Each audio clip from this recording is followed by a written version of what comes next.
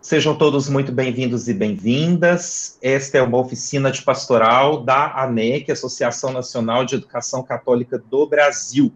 Nós, enquanto ANEC, estamos muito interessados em ajudá-los nas suas realidades de escola, né, no chão da educação, com conteúdo de qualidade, com formação de qualidade. Então, esse nosso encontro de hoje, o tema dele é a Sagrada Escritura, como trabalhar a Sagrada Escritura na pastoral escolar universitária, desafios, especialidades e estratégias. Então, desde o começo do ano, nós estamos aqui na ANEC revisitando este documento, que são as linhas de ação pastoral da ANEC. Eu tenho ele impresso, alguns de vocês também pode ser que tenha, mas ele está disponível para download gratuito dentro do site da ANEC. Vou deixar aqui no chat para vocês o link para quem quiser fazer o download do PDF.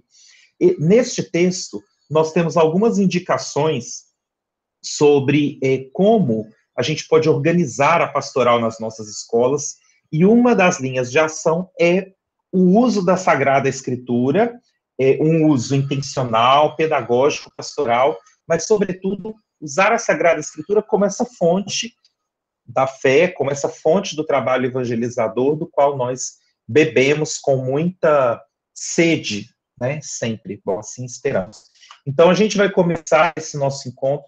Vamos fazer uma oração muito breve agora, no começo, porque nós teremos, no fim, um momento mais prolongado de oração, porque vamos também aprender a fazer a Léxio Divina, que todos nós já sabemos, mas a irmã Valéria vai nos ajudar, porque ela vai nos recordar os passos, vai nos ajudar nessa metodologia, e porque a gente às vezes acha que está fazendo a Léxio Divina, mas não está, né, irmã Valéria? Então, a irmã Valéria vai nos ajudar também a entender um pouco a Léxio Divina. Então, a gente vai fazer uma oração agora, pedindo as luzes e as bênçãos de Deus para o nosso encontro.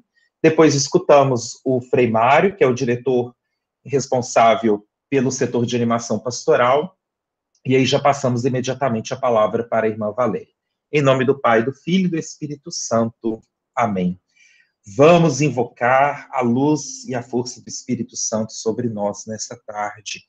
Vinde, Espírito Santo, e enchei os corações dos vossos fiéis, e acendei neles o fogo do vosso amor. Enviai o vosso Espírito, e tudo será criado, e renovareis a face da terra.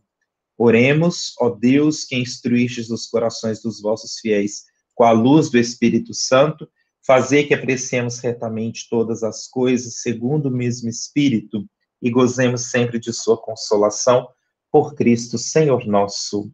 Amém. Que Deus, então, abençoe o nosso encontro, nos dê a sua graça, Ele que é Pai, Filho e Espírito Santo. Amém. Frei Mário, para a acolhida institucional nessa tarde. Boa tarde a todos.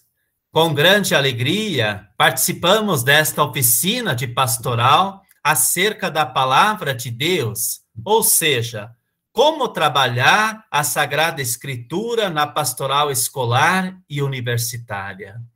Agradeço pela presença de todos, especialmente da irmã Valéria Andrade Leal.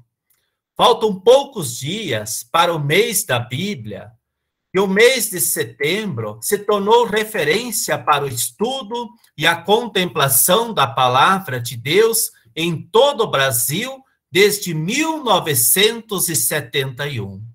A Igreja instituiu o mês da Bíblia com o propósito de anunciar a palavra de Deus e fazer ecoar no coração dos ouvintes a palavra que renova e impulsiona para a missão. Nesta perspectiva, o mês da Bíblia propicia o aprofundamento e a vivência da palavra por meio de um tema específico para cada ano. Em 2021, comemoramos os 50 anos do mês da Bíblia, tendo como tema de estudo a carta de São Paulo aos Gálatas e como lema, todos vós sois um só em Cristo Jesus. Gálatas, capítulo 3, versículo 28b. Assim, o discípulo ou discípula de Jesus tem não apenas a possibilidade de conhecer, ler, rezar, estudar um livro da Sagrada Escritura a cada ano, mas crescer na familiaridade com a palavra, mediante ações e atitudes concretas de evangelização. De acordo com o Evangelho Gaudium, número 174, toda a evangelização está fundada sobre a palavra escutada, meditada, vivida, celebrada e testemunhada.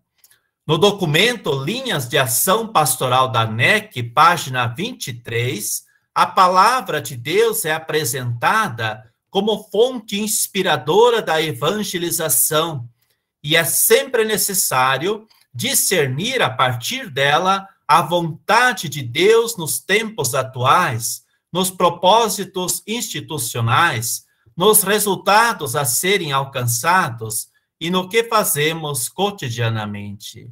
Deste modo, a palavra de Deus, ela se torna cada vez mais o coração de toda atividade eclesial e educacional. O documento também Posse Conciliar sobre a palavra de Deus, Verbum Domini, salienta a importância do estudo, da compreensão e da vivência da Sagrada Escritura nas escolas e universidades. A Bíblia é fonte de inspiração para a vida das pessoas, das culturas e das instituições educacionais. Nesta ótica, compreende-se que Deus continua se comunicando, dirigindo sua mensagem no aqui e agora da nossa história, do nosso tempo, por meio da sua palavra, que é sempre viva e atual. A segunda carta de São Paulo a Timóteo, capítulo 3, versículo 16, encontramos a belíssima expressão: toda a Escritura é inspirada por Deus, útil para ensinar, repreender, corrigir e formar na justiça. A palavra de Deus é sempre útil para nos ensinar o caminho do amor de Deus e para nos corrigir quando não a praticamos. A Sagrada Escritura é fonte da evangelização. Ela é a fonte para uma fecunda formação e animação bíblica em nossas escolas e universidades católicas. E aí o grande tema da nossa tarde de hoje: como trabalhar a Sagrada Escritura nos espaços educacionais? Quais os principais desafios? Que estratégias utilizar para que a palavra seja lida, acolhida, praticada, testemunhada por nossos alunos e professores? São questões importantes que vamos refletir e conhecer um pouco mais nesta tarde. Portanto, não basta ter um contato casual ou momentâneo com a palavra de Deus. É necessário um contato profundo e vivencial da palavra, com ações e atitudes concretas na família, na igreja, na escola, na universidade e na sociedade em geral. Que Nossa Senhora Educadora nos inspire e nos fortaleça na missão de educar e evangelizar à luz da Sagrada Escritura. Desejo a todos e todas uma excelente oficina de pastoral. Passo a palavra para o Gregory. Obrigado, Frei Mário, por nos lembrar desses compromissos que nós temos com a palavra de Deus. Eu já passo agora para a irmã Valéria. Irmã Valéria, contigo. Vamos lá.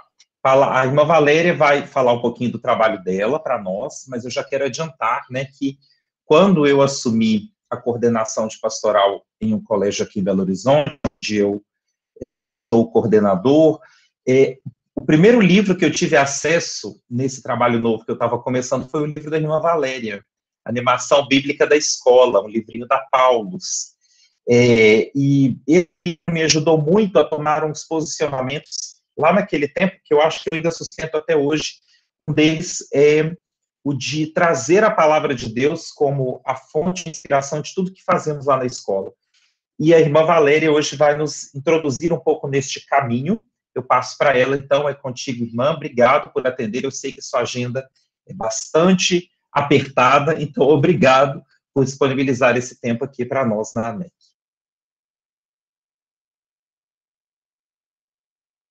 Está sem áudio, irmã. Uma alegria estar com vocês nessa tarde. Fico feliz de ver uns rostinhos conhecidos aí. E a gente não tem muito tempo. Eu vou passar rapidinho aqui alguns conceitos que são essenciais, para depois a gente poder trabalhar e falar um pouquinho mais da prática. Tudo bem? Para quem não sabe, eu sou apóstola do Sagrado Coração de Jesus, sou da província do Sul, estou perdida aqui em Brasília. Estou na falta de alguém melhor trabalhando na CNBB, com a juventude. E é sempre uma alegria a gente estar junto nesses momentos, a gente sempre aprende e cresce também. Eu vou colocar no chat aí um forms, e vou pedir que vocês possam ir respondendo essas perguntinhas aí, para a gente ir debatendo depois. Ok? Por favor? Então, vocês podem acessar aí pelo forms. Então, o nosso tema, né, a Palavra de Deus, e a Pastoral Escolar. Mas primeiro a gente precisa entender de que pastoral a gente está falando, né? Nós não podemos esquecer que nós estamos falando da pastoral nos espaços de educação formal. Isso é algo importante. Nós estamos falando de uma escola que evangeliza. E o que é evangelização? Nós vamos pegar lá no Evangelho Anunciante, porque o próprio Papa Francisco, ele visita muito o Evangelho Anunciante, tá? Ele a considera muito atual. Então, nós poderia citar a Evangelii Gaudium, mas eu escolhi Paulo VI, para nos ajudar a retomar um pouquinho. Veja bem, né? Evangelizar para a igreja é levar a boa nova. Para transformar a partir de dentro os locais aonde essa boa nova, né, chega, onde essa boa nova ressoa. A partir daquela experiência da ressurreição, eis que faço novas todas as coisas. E olha que interessante, não haverá uma humanidade nova se não houver, em primeiro lugar, homens novos. Pela novidade do batismo e da vida segundo o Espírito. Então, o que a evangelização precisa? Mudança interior, mudança de projeto de vida afinado com o projeto de Deus, projeto de vida afinado com o Evangelho. A partir disso, de uma nova consciência pessoal, nós vamos conseguir também construir uma consciência coletiva. Com isso, eu não estou dizendo que a nossa atuação nesse ambiente educativo, que é bastante plural, exclua o elemento diálogo ecumênico e interreligioso, entendam bem. Mas é importante que nós tenhamos claro qual é a nossa missão e por que nós vamos fazer a animação bíblica. Porque, afinal, a animação bíblica está dentro desse contexto da escola católica, dessa missão de evangelizar. Então, como que a gente evangeliza? A Evangelho Anunciante vai apresentar Jesus como modelo de evangelizador. Então, ele dá testemunho, ele anuncia o reino e ele realiza sinais. E ele se dispõe a encontrar as pessoas, né? Por isso eu gosto muito dessa imagem, esse abraço gostoso aí no Jesus. Ele se dispõe a encontrar as pessoas, a ir aonde elas estão. Então, ele testemunha a sua pessoa, o seu agir, o seu ser, fala. Ele anuncia, ele faz seus discursos, ele ensina, ele diz em parábolas, ele fala do amor do Pai. E ele faz sinais. O Evangelho de João, inclusive, chama de sinais os milagres que ele realiza. Ora, os milagres não visam puramente uma cura do corpo, mas eles visam realmente uma integralidade da pessoa. Assim como a nossa educação, a nossa oferta formativa e educacional, ela mira a educação integral. Também os sinais, as curas que Jesus realiza, elas mostram que Jesus está preocupado com a integralidade da pessoa, além de ser também um sinal de que Deus está com ele, um sinal de que Deus age através dele para as pessoas que estão ao seu redor. Então, nós somos chamados a seguir esse modelo, a evangelizar como ele evangeliza. Né? Ele estava realmente, eu repito isso, né, disposto a encontrar as pessoas. Aí a gente pode até perguntar, né? A gente está disposto a encontrar as pessoas? Identificar essas pessoas, né? Saber quem elas são, nomeá-las, reconhecê-las nas suas necessidades, nos seus desafios, nas suas dificuldades, nas realidades sociais onde elas estão também, né? Acho que isso tudo nos provoca, sobretudo agora nesse ambiente do pontificado do Papa Francisco. E o próprio Papa, inclusive, vai chamar a atenção para a centralidade do querigma. Ele vai dizer que a evangelização, então, é o aprofundamento do querigma. Isso é essencial, porque o querigma é o anúncio de Jesus Cristo, do mistério pascal, da sua morte e ressurreição. Mas não só como um falar bonito aí pelos campos, pelos os microfones aí que nós temos nas câmeras e redes sociais que a gente tem. Mas se trata de transmitir, de anunciar uma experiência vivida. Será que Jesus é o ressuscitado para mim? Ele é o ressuscitado na minha vida? Quando o Papa Francisco nomina o texto que ele escreve aos jovens, Cristo vive, ele é a nossa esperança. Ele está dizendo o quê? Esse Jesus tem que estar ressuscitado na minha vida, na minha história. O querigma é isso. É assumir essa experiência. Assumir essa realidade do reino de Deus na minha própria vida. Então, é muito mais do que um discurso. E é muito mais do que um primeiro anúncio. Aqui? E uma coisa importante aqui é a centralidade da pessoa de Jesus Cristo. É através dele que se revela o projeto do Pai pela ação do Espírito Santo. Ele é centrado na pessoa de Jesus Cristo e profundamente trinitário. E esse Jesus no qual a gente vai centrar, a evangelização está centrada, né, vamos dizer assim, é o Verbo.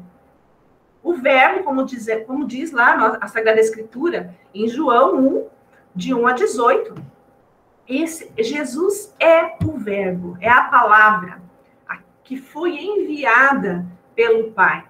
E que não foi aceita, né? O texto vai dizer lindamente, né? Que o Verbo estava em Deus, era Deus, foi enviado, mas nem todos quiseram a luz. Vale a pena a gente refletir, não dá tempo a gente aprofundar aqui hoje.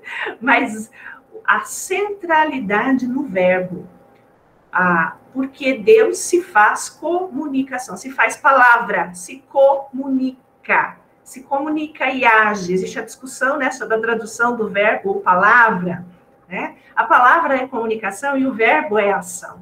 De qualquer forma, nós estamos dentro de um dinamismo de um Deus que se revela.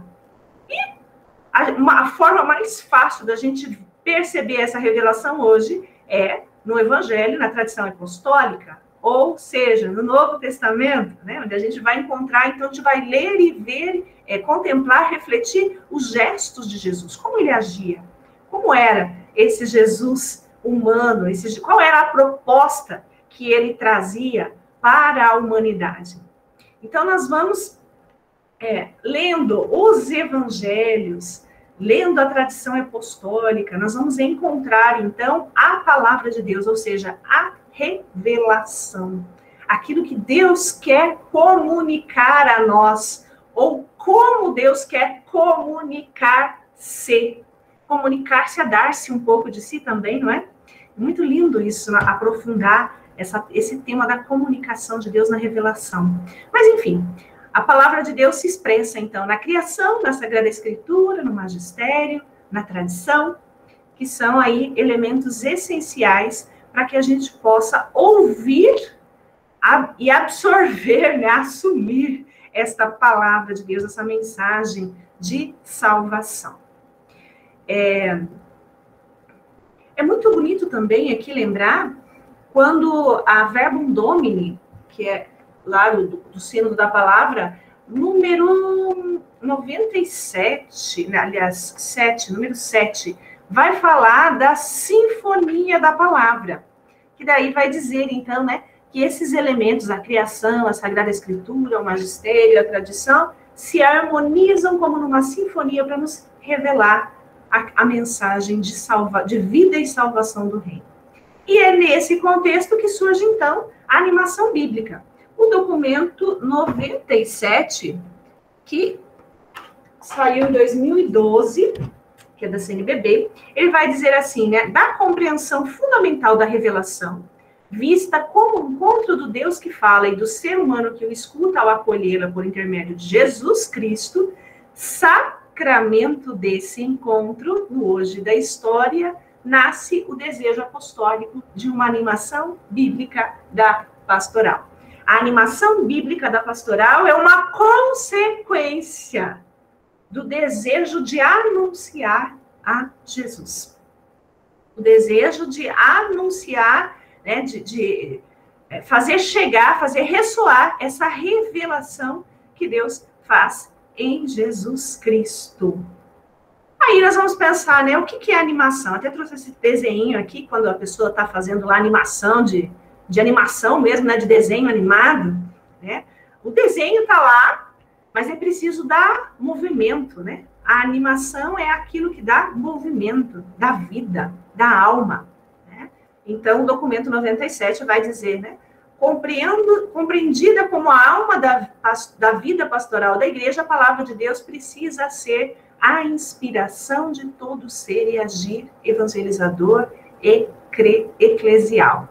Significa que nós precisamos partir sempre da Escritura. E partir da Escritura é igual a partir sempre de Cristo. Porque Ele é o comunicador do amor de Deus, Ele é o revelador, Ele revela uma mensagem que dá sentido à vida.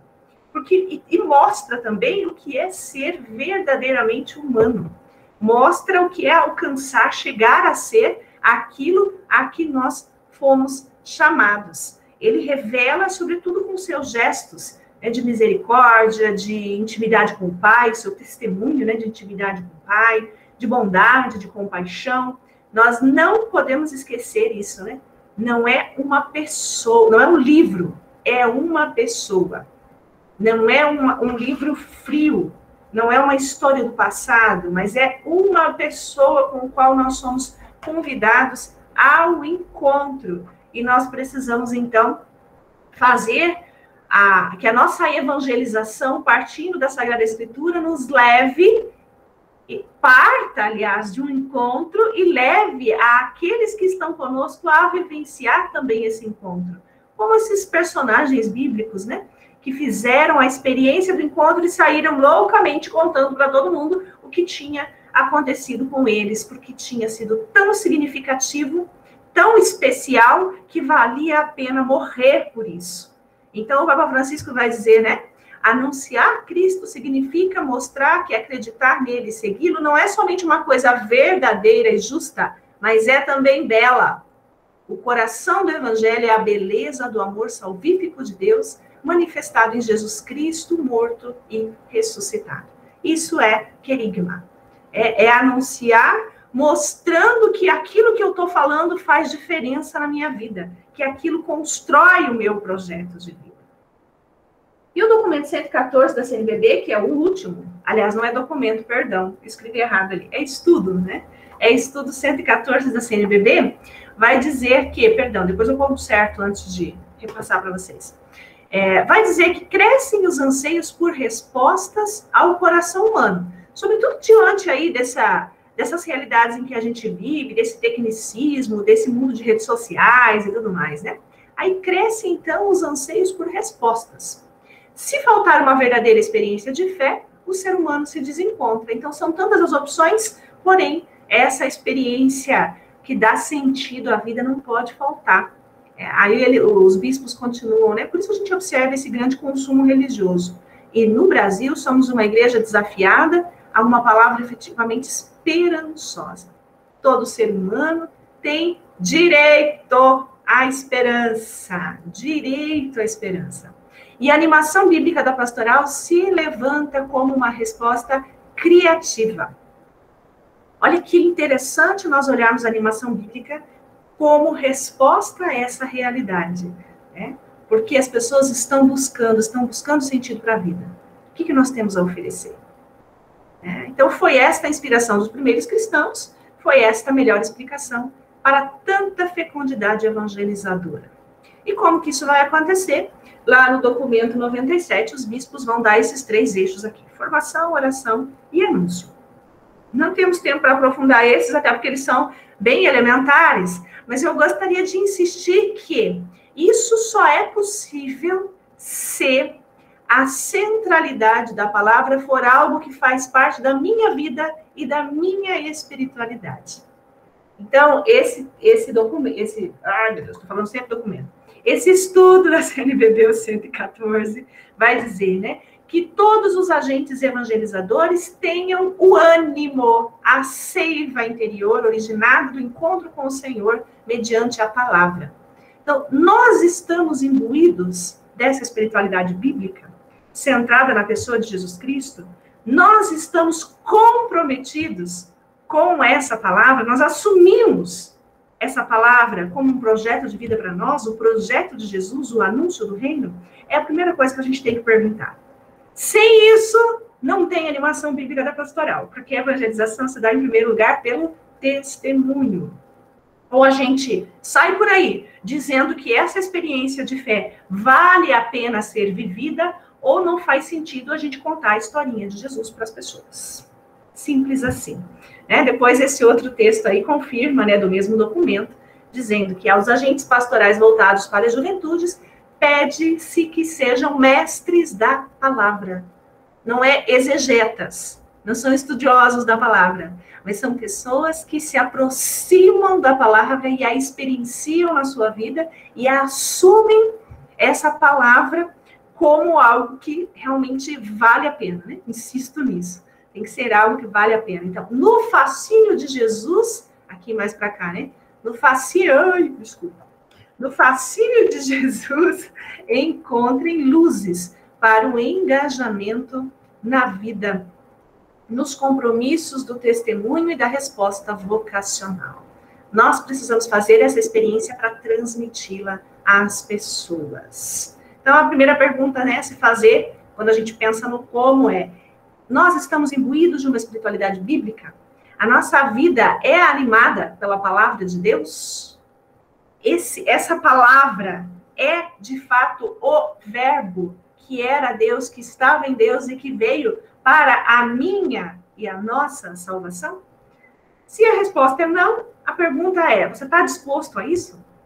Dá tempo ainda.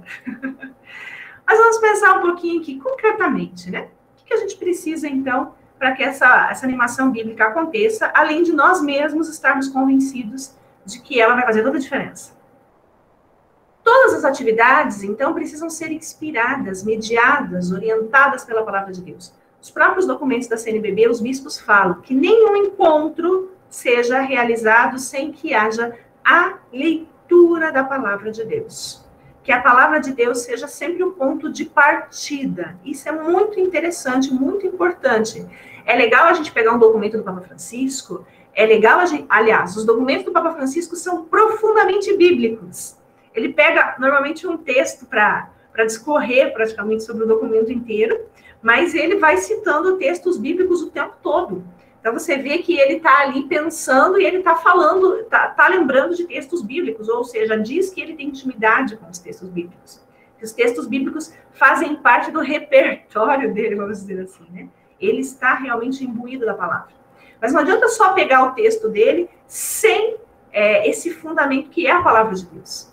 Não adianta pegar lá o texto do fundador nosso sem estar ancorado na palavra de Deus. Precisamos de espaços de tempo para ouvir, para estudar, para orar a palavra de Deus. Não basta também somente estudo da palavra de Deus. Porque a palavra de Deus para nós, ela não é como o Alcorão. O Alcorão nós devemos ter respeito para com ele, mas nós entendemos que ele não é a palavra de Deus para nós. Ele faz parte de uma tradição religiosa de um outro grupo. Para nós, a escritura não é só um livro, ela é a palavra de Deus. Ela não é sabedoria do tempo, de uma tradição religiosa. Ela é algo que dá sentido à nossa vida. Isso deve ficar bem claro quando a gente assume a animação bíblica da pastoral. Por isso, os nossos projetos pastorais tem que ter como referência também essa espiritualidade bíblica. Não é só citar um texto bíblico lá e depois ficar bonito, né, fazer uma exegese lá do texto do Bom Pastor para justificar a nossa pastoral e esquecer isso, ficar só registrado lá. Mas é realmente ter a palavra de Deus como uma força motriz da nossa ação, uma espiritualidade bíblica. Lembrando que uma espiritualidade é um jeito de viver, não é só um discurso, não é só uma tese, né? É um jeito de viver. E essa palavra, ela precisa motivar projetos de vida. E é a partir da escuta da palavra que nós vamos balizando o nosso ser e o nosso agir. E aqui eu coloco uma coisinha bem básica, que é usar a Sagrada Escritura, que na verdade é ter na mão o livro mesmo. Aqui é uma questão mistagógica, tá, gente? Porque às vezes a gente faz o seguinte, eu mesmo uso, meu celular está lá ocupado com outra coisa, mas eu uso, por exemplo, a Bíblia no celular. E os jovens devem usar também. Né? E não é problema, pode ser usado. Mas na hora que ele vai ser lido, que seja no livro físico. Eu sugiro isso. Porque a palavra, aliás, a evangelização, ela tem que se dar num ambiente mistagógico. O livro é um sinal. Tanto que no sínodo, o Papa Francisco disse assim, ó, agora, e ele escreveu isso num decreto, tá, gente? O Papa Francisco é demais, né? Ele escreveu isso num decreto. Olha, o sínodo, cada sessão do sínodo vai começar com uma entrada solene da palavra de Deus, que é para nos lembrar que a nossa base é o evangelho. Não são as nossas próprias opiniões, não são as tendências do mundo moderno, não são as ideologias, mas é a palavra de Deus. Então, é importante que essa experiência mistagógica também seja vivida pelos jovens, mesmo que eles estejam acompanhando no celular. Né? Que a leitura seja realmente solenizada, né? Que esse símbolo seja, se torne algo bem significativo no contexto de leitura da palavra de Deus, para que não seja só um texto de sabedoria como qualquer outro. E eu vou trazer aqui um texto bem rico, que é a Dei Verbum 12, que vai falar sobre interpretação, porque às vezes a gente fica assim, mas eu não sou tão especialista assim na Sagrada Escritura. O texto aqui, o 114, que eu insisto em chamar documento, mas é estudo, ele vai falar de considerar a literatura, a história e a fé. A gente precisa sempre de uma leitura de fé para entender a Escritura, né? Mas esse texto aqui no concílio, eles vão lembrar, né, que Deus se manifesta, fala para nós, se revela a maneira humana, que é a forma com que a gente pode entender. Então, a gente precisa entender essa maneira de Deus nos se comunicar, para entender também o que aquele que escreveu, o autor sagrado, o escritor sagrado, quis significar. Por isso, a gente precisa considerar os gêneros literários, o ambiente histórico, da onde o autor, o escritor sagrado estava, né? O jeito dele, ali diz, né, modos nativos de sentir, dizer ou narrar, em uso nos tempos do agiógrafo. Então, a gente precisa, assim, de um pouquinho de estudo. Faz bem, não faz mal para ninguém. Mas uma coisa importantíssima, né? A Sagrada Escritura deve ser lida e interpretada com o mesmo espírito com que foi escrita. Em azul ali, não menos atenção se deve dar na investigação do reto sentido dos textos, ao contexto e à unidade de toda a Escritura, tendo como ponto a tradição viva de toda a Igreja e a analogia da fé. Então, sobretudo, partir do Evangelho. É a pessoa de Jesus, palavra eterna do Pai, que dá sentido e revela tudo o que está escrito no Antigo Testamento também. Isso nós não podemos esquecer. E nós precisamos sempre estarmos, como diz, né, o Evangelho, na videira, presos à videira, não podemos estar fora da videira, né? Cortados da videira, nós nos perdemos. Então, a interpretação viva, aliás, a interpretação também tem esse auxílio da tradição da igreja e da analogia da fé. Por isso, a gente tem que ter muito cuidado com o fundamentalismo, que é aquela leitura ao pé da letra, que é aquela leitura meio absolutista, né?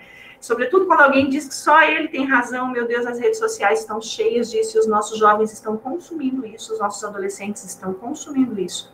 Nós precisamos educar para uma leitura sensata, eu diria, da Bíblia. Uma leitura de fé, uma leitura com uma atitude de escutar. Não sou eu que vou dizer o que o texto quer dizer para mim, mas eu preciso estar aberto para aquilo que o Senhor quer falar de mim. Para mim, né? E de mim também. Então, cuidado, né? Moralismo, relativismo, esses profetas da desgraça, esses textos, né? Sem contextos. Quais textos bíblicos trabalhar e como escolher? A proposta da oficina é coisas práticas, então eu perdi bem pouco tempo lá nessa parte teórica para a gente tentar um pouco aqui e depois partir para a prática, embora o tempo não está me ajudando aqui, não. Mas eu vou tentar agilizar um pouquinho aqui. Considerar, então, a capacidade cognitiva e a condição existencial em que cada um está. Isso é essencial, né? Então, o que é importante? Por exemplo, para as crianças pequenas, né? Aquela Cavaletti, que é uma estudiosa italiana, ela se encanta como as crianças gostam, se aproximam, se identificam com a parábola do bom pastor, por exemplo. Claro, as crianças gostam de animaizinhos, gostam da narrativa, gostam de fábulas. Então, elas encontram identificação ali. Eu diria que elas gostam também, por exemplo, da historinha do Davi e Golias. Elas se identificam com Golias, jovem, pequeno, né? Se identificam, por exemplo, com Zaqueu, que sobe na árvore, né? Então, buscar textos de identificação, né? Os adolescentes, eu diria que é importante trabalhar o filho pródigo, porém, com o cuidado de não cair no moralismo, né? Estou citando alguns exemplos, assim, de alguns textos, né? Mas é importante também textos que abram para a perspectiva de futuro, né? Textos que joguem o jovem a pensar no seu futuro. A parábola dos talentos, por exemplo, é interessante. Uma parábola que com os adolescentes não dá certo, aquela da vinha. O patrão vai de manhã, meio-dia, às 5 da tarde, e depois ele convida para trabalhar, depois ele paga igual para todo mundo. O conceito de justiça que os adolescentes têm os impedem de entender com profundidade essa parábola. Então, a gente precisa estar atentos a esses detalhes. E se nós vamos trabalhar esses textos, nós precisamos estarmos muito bem preparados e fundamentados para dar um sentido a esses jovens que os ajudem a entender a mensagem de Deus ali. Mas saber escolher os textos também pode ajudar. Textos mais éticos, morais, como as cartas de Paulo, por exemplo, são interessantes, à medida que as pessoas vão amadurecendo as suas posturas éticas, né? Amadurecendo por essas questões. É importante também, com os textos bíblicos, fazer a ponte com a realidade atual, mas também com outras áreas do conhecimento, com a história, com a geografia, com a literatura, com a arte, com a arquitetura, com o cinema. Hoje nós temos muitos elementos bíblicos e religiosos em textos, em filmes, até da Marvel, por exemplo. Se você prestar atenção, você vai conseguir identificar, né? Salmos ou outros hinos que temos, né, na escritura, eles são bons para quem já está mais familiarizado com a oração, com a experiência de Deus. Claro, essas são algumas dicas na hora da gente fazer um planejamento. Mas também nós temos que ter em mente que o ponto de partida é sempre o Evangelho. Priorizar sempre o Evangelho. E uma coisa importante também é, talvez, seguir. Se você não tem um projeto específico com uma intencionalidade que o leve a escolher alguns textos específicos, vale muito a pena acompanhar a liturgia do dia, a liturgia diária da igreja, né? Que ela sempre traz algo importante, também facilita a nossa vida, porque ela sempre tem algo... É fácil de achar uma homilia, um comentário, uma explicação, que também nos ajuda. Então, seguir, e tem uma sequência já bastante intencional, refletida, meditada, sempre tem um comparativo entre Antigo e Novo Testamento, entre Evangelho e outros textos, é muito interessante. Inclusive, esse texto da CNBB, o estudo 114, vai falar né? De repente, para círculos bíblicos, você não sabe o que escolher, pegue o evangelho do dia. No outro ano, pega a primeira leitura a primeira leitura. No outro ano, você pega a segunda leitura, se forem os evangelhos do domingo. E aí você já tem um programa de 3 anos. Né? Então, é algo bastante interessante. Certinho até aqui, gente? Podemos trabalhar? Bora. Tempo. Se alguém quiser me xingar, dá tempo ou não? Não dá tempo, né? Não temos tempo para isso hoje.